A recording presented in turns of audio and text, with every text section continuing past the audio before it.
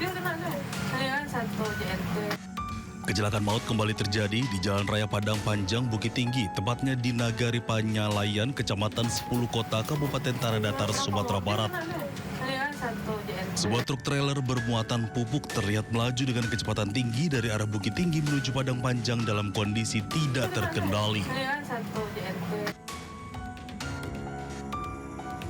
Kemudian truk tersebut menabrak sebuah truk box dan sejumlah pengendara sepeda motor serta warung.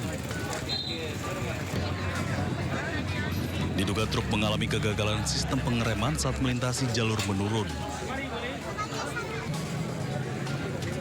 Akibat kejadian ini, pengemudi truk dan 4 orang meninggal dunia di lokasi kejadian dan 3 orang luka-luka. Jadi ada 2 pengendara motor yang ditabrak oleh mobil box karena disenggol dari mobil trailer tersebut. Kemudian mobil trailer tersebut menabrak 2 orang yang ada di warung karena posisinya kemudi tidak terkendali sehingga membanting ke kiri mengenai warung yang mengakibatkan menabrak 2 masyarakat yang ada di warung dan dua-duanya meninggal dunia. Seluruh korban dibawa ke rumah sakit Yarsi Padang Panjang dan RSUD Padang Panjang. Kepolisian masih melakukan olah tempat kejadian perkara untuk memastikan penyebab kecelakaan. Dari Kabupaten Tanah Datar, Sumatera Barat, Agung Sulistyo, iNews melaporkan. Ya, halo, selamat siang pemirsa. Sindo Siang kembali hadir menemani aktivitas Anda kali ini. Bersama saya Pram Senjaya dan berikut berita pilihan siang ini pemirsa.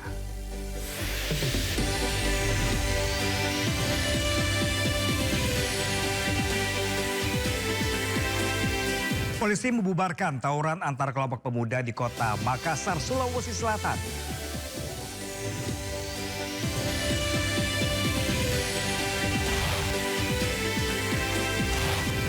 Polda Metro Jaya periksa akademisi Rocky Gerung terkait kasus ijazah Jokowi.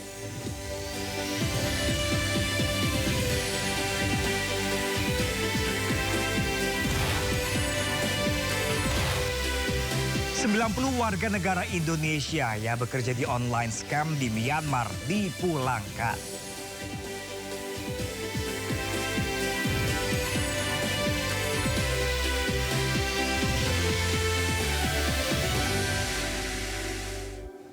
Ya pemirsa, polisi kembali membubarkan tawuran antar kelompok pemuda di kota Makassar, Sulawesi Selatan, Senin dini hari. Dalam pembubaran tawuran ini, 2 pelaku berhasil ditangkap beserta senjata tajam jenis busur.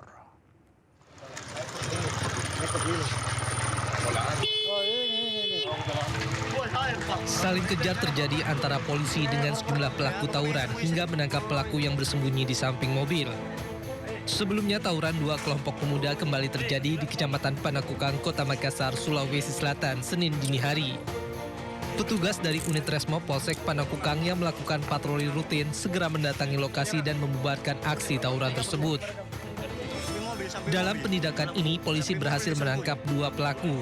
Dari tempat kejadian perkara, petugas menyita 1 buah busur dan 1 unit sepeda motor yang diduga digunakan saat tawuran. Kedua pelaku bukan merupakan warga kota Makassar, melainkan datang ke lokasi atas panggilan rekan-rekannya yang berada di wilayah tersebut.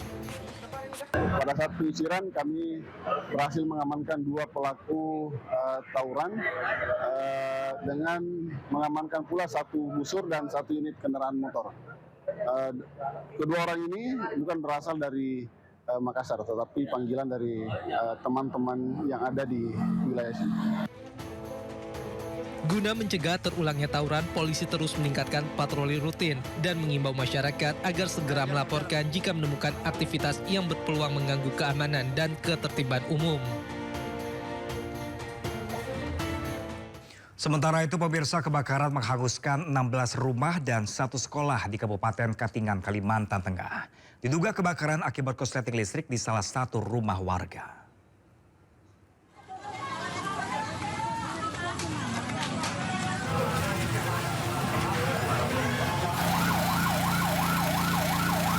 Kebakaran terjadi di Komplek Pasar Jalan Patak, Kecamatan Kasongan Lama, Kabupaten Katingan, Kalimantan Tengah. Belasan rumah warga hangus terbakar. Warga yang panik berusaha menyelamatkan barang-barang milik mereka. Tidak hanya rumah warga, api juga membakar sebuah bangunan sekolah. Api berhasil dipadamkan petugas setelah 3 jam kemudian.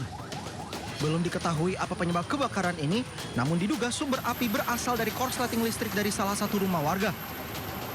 Menurut salah satu warga yang kami mintai keterangan bahwa sumber api berasal dari korsleting listrik dari salah satu bangunan warga.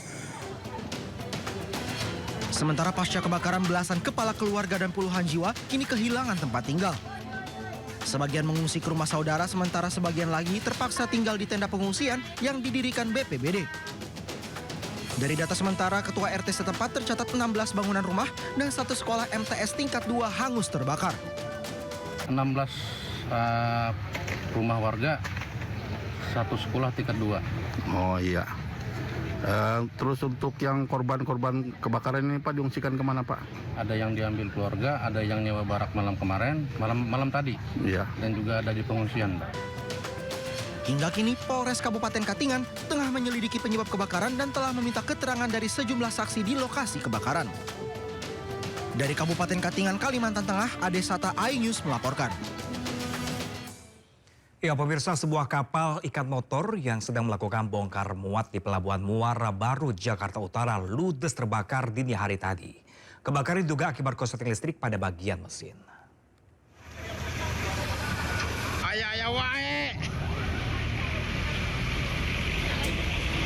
Kobaran api membakar kapal motor makin melimpah di dermaga barat Pelabuhan Muara Baru, Jakarta Utara. Para ABK kapal yang mengetahui kejadian kebakaran ini panik dan berusaha memadamkan api dengan alat seadanya. Kebakaran bermula saat kapal tengah bersandar dan sedang melakukan bongkar muat hasil tangkapan ikan. Diduga kebakaran akibat korsleting listrik pada bagian mesin kapal. Yang terbakar itu hanya bagian burit kapal. Dan sebabnya kita sedang mencari keterangan. Kalau di sini memang dia sedang mengadakan bongkar muat. Api berhasil dipadamkan setelah 19 unit mobil damkar beserta 114 personil dikerahkan ke lokasi. Tak ada korban jiwa dalam kebakaran ini. Kasus kebakaran ditangani Polsek Muara Baru, Jakarta Utara. Dari Jakarta, Miftahul Gadi, iNews melaporkan. Ya, pemirsa, sebuah video viral memperlihatkan dugaan penimbunan gas 3 kg bersubsidi di sebuah pangkalan gas di Kabupaten Batanghari, Jambi. Sebelumnya, emak-emak dalam video tersebut ditolak pemilik toko untuk membeli gas. Gas banyak. Ayu masuk gas. Tidak, aku dari tadi nak minta ada kau kasih. Aku orang sini. Aku orang sini. Tidak, tadi tidak mau ngasih kan? Aku orang sini nih. Ayu, aku tidak kenal. Tidak perlu KTP. Aku ini tahu dengan aku. Aku dengan Siko. Aku dengan Siko tak ada. Gas banyak. Ini ya, pemerintah tolong ya. Ini gasnya banyak. Gas banyak ya. Tolong ya. Video viral memperlihatkan kekecewaan seorang mama di Batanghari, Jambi yang ingin membeli tabung gas 3 kg namun ditolak. Kau jangan macam-macam kau ya. Kau tanya aku orang mana. Usai ditolak, lantas mama tersebut menerobos masuk ke dalam ruko dan melihat tabung gas 3 kg yang dikatakan habis namun banyak tersedia. Tumpukan tabung gas LPG 3 kg ditemukan masih bersegel, tersusun rapi, namun tidak dijual. Banyak yang menduga praktik tersebut merupakan permainan distribusi gas bersubsidi yang merugikan masyarakat kecil dan sering terjadi, terutama saat pasokan terbatas atau menjelang akhir bulan. Kepala Bidang Perdagangan Dinas Perdagangan Koperasi dan Usaha Kecil Menengah Batanghari, Edi Sabara, menegaskan jika dugaan tersebut terbukti benar, maka tindakan tegas akan diambil, mulai dari sanksi ringan berupa pengurangan kuota distribusi hingga sanksi berat berupa pencabutan izin operasional pangkalan. Dari kasihnya aku gas. Secara aturan, setiap pangkalan yang menjual gasnya harus melampirkan KTP. Ya. Tidak ada alasan lain. Ya, tidak ada alasan. Walaupun sebelah rumahnya. Ya. Karena itu data akan disampaikan ke Pertamina. Jadi jika tidak ada KTP itu agak sulit kita. Ya. Pemerintah daerah menegaskan komitmen untuk menindak tegas oknum pangkalan nakal dan menjaga agar gas LPG bersubsidi benar-benar sampai ke tangan masyarakat yang berhak. Sakit hati dan kecewa dengan pembagian warisan, seorang ayah di Lamongan, Jawa Timur menganiaya anak kandungnya hingga tewas. Korban dianiaya pelaku dengan tabung gas LPG saat tengah beristirahat.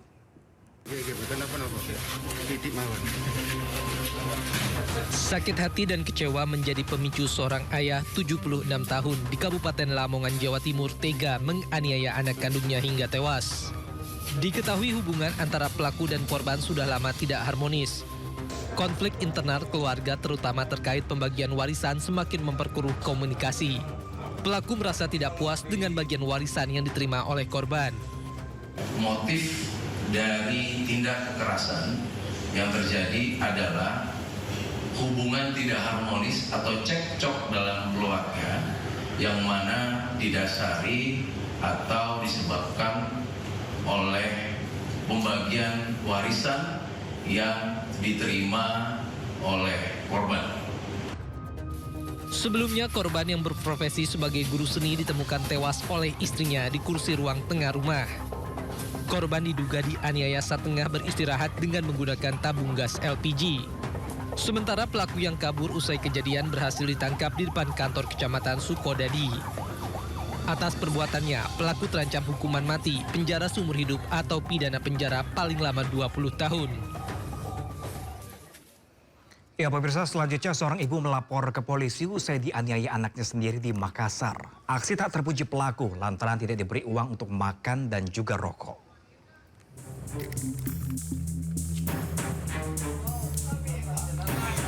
Aparat kepolisian Polrestabes Makassar meringkus seorang pemuda yang tega menganiaya ibunya sendiri.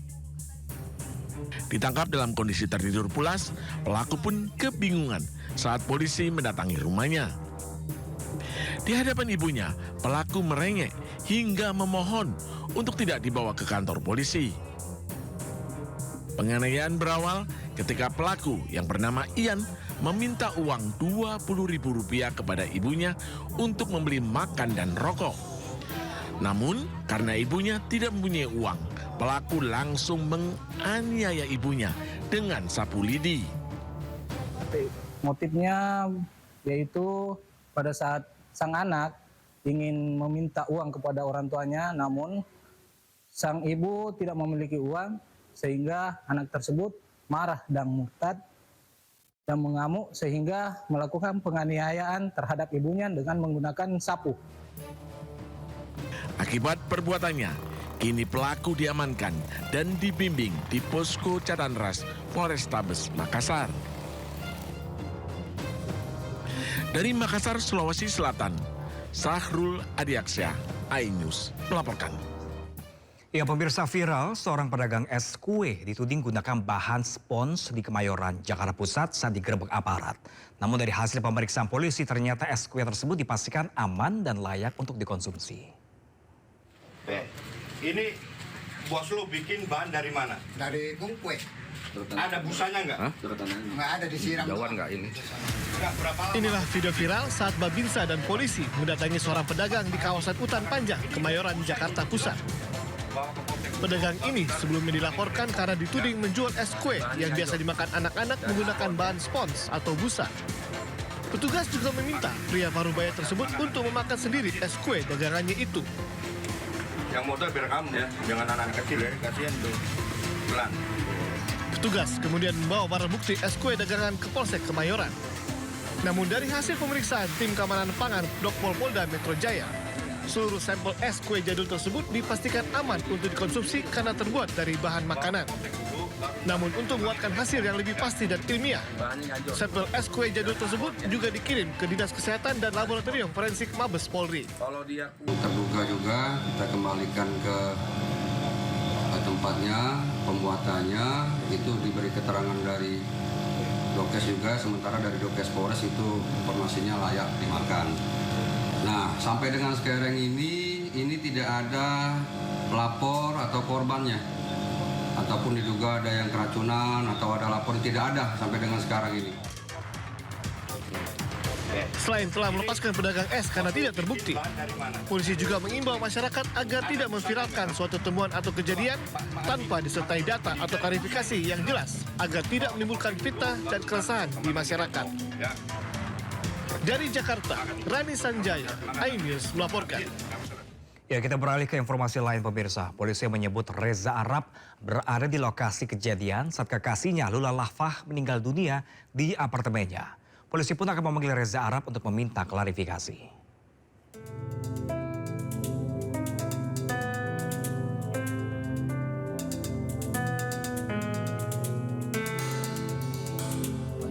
Polres Metro Jakarta Selatan telah memeriksa 6 orang saksi terkait kematian selebgram Lula Lafah di kamar apartemennya di kawasan Kebayoran Baru, Jakarta Selatan.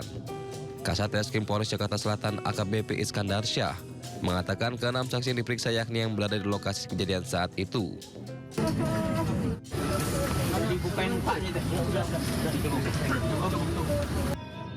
Berdasarkan keterangan saksi, petugas telah mendapatkan kronologi dan barang bukti dari lokasi kejadian.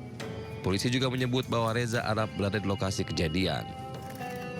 Dapat dilaksanakan oleh TKP dan kami sudah memeriksa melaksanakan klarifikasi pada saksi-saksi yang ada di tempat kejadian perkara yang melihat, menyaksikan dan mendengar. Dari saksi-saksi tersebut kita mendapatkan suatu alur cerita dan barang bukti yang ada di tempat kejadian perkara juga sudah kita amankan dan akan kita proses lebih lanjut karena beberapa membutuhkan keterangan dari laboratorium forensik. Sampai saat ini dugaan untuk pacarnya ada dari keterangan bahwa ada di TKP. Oleh karena itu, jadi kita tetap melakukan klarifikasi dan saudara RA ini pacarnya kooperatif dan akan hadir pada pemeriksaan atau klarifikasi di Polres Metro Jakarta Selatan. Reza Arab diagendakan jalani pemeriksaan Senin kemarin namun tidak hadir. Sementara manajer almarhumah Lula Lafah Adita Baskara sudah menyerahkan sejumlah bukti ke laboratorium forensik Polres Metro Jakarta Selatan. Namun polisi hingga kini belum bisa memastikan penyebab pasti kematian Lula Lafah. Tim Liputan iNews melaporkan. Sebelumnya pemirsa, jagat hiburan digegerkan dengan kabar meninggalnya selebgram sekaligus kekasih Reza Arab Lula Lafah. Lula dimakamkan pada Sabtu siang kemarin di Pemakaman Umum Rawat-Rate, Jakarta Timur.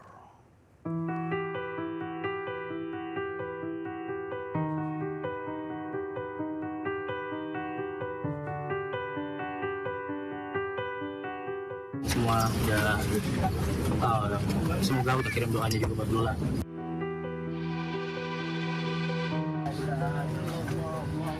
Isak tangis keluarga tak terbendung saat jenazah selebgram Lula Lafah dimakamkan di Pemakaman Umum Rawat-Rate, Jakarta Timur.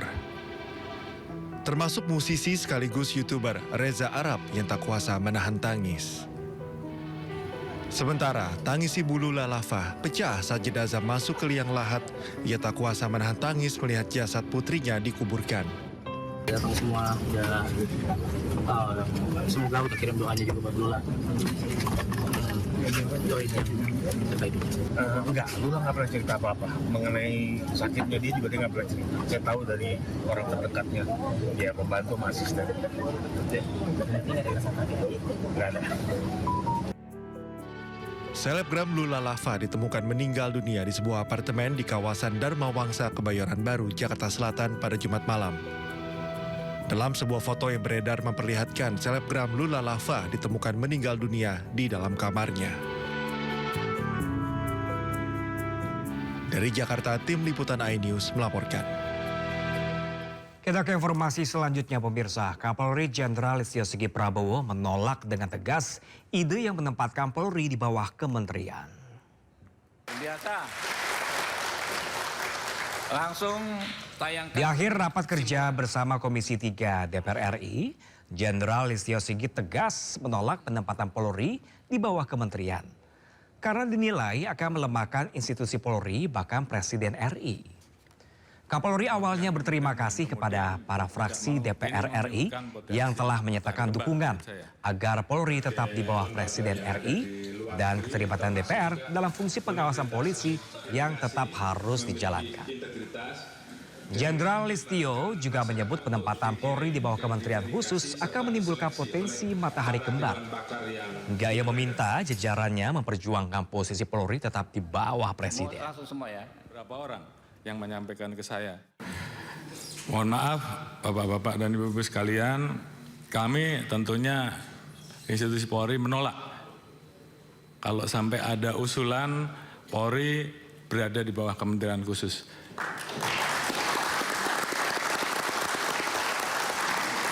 Karena bagi kami posisi institusi Polri seperti saat ini adalah posisi yang sangat ideal. Kita bisa menjadi alat negara yang betul-betul memberikan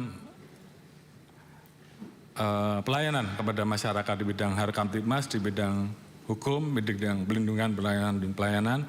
Di satu sisi kita betul-betul bisa berada langsung di bawah Bapak Presiden, sehingga pada saat Presiden membutuhkan kami, maka kami bisa bergerak tanpa harus ada kementerian-kementerian yang kemudian tidak mau, ini menimbulkan potensi matahari kembar menurut saya. Jadi kalau tadi saya harus memilih karena beberapa kali. Sementara itu pemirsa, anggota Komisi 3 DPR menyatakan menolak Polri di bawah Kemendagri dan tetap mendukung Polri tetap di bawah Presiden. Saya dari PKS ingin menyampaikan, saya juga memiliki pandangan Polri berada di bawah Presiden langsung, Pak. Saya ulangi lagi, kalimat ini bukan basa-basi, bukan cari muka, bukan ingin ada kepentingan lain. Memang sepantasnya lah Polri di bawah Presiden. Karena Polri memiliki tugas menjaga Kamtibmas, menegakkan hukum perlindungan, pengayoman, dan pelayanan masyarakat yang bersifat nasional, lintas wilayah dan lintas. Ya pemirsa, hingga siang ini jumlah korban tewas musibah longsor Cisarua, Bandung Barat mencapai 39 orang. Sesaat lagi pemirsa di Indosiar.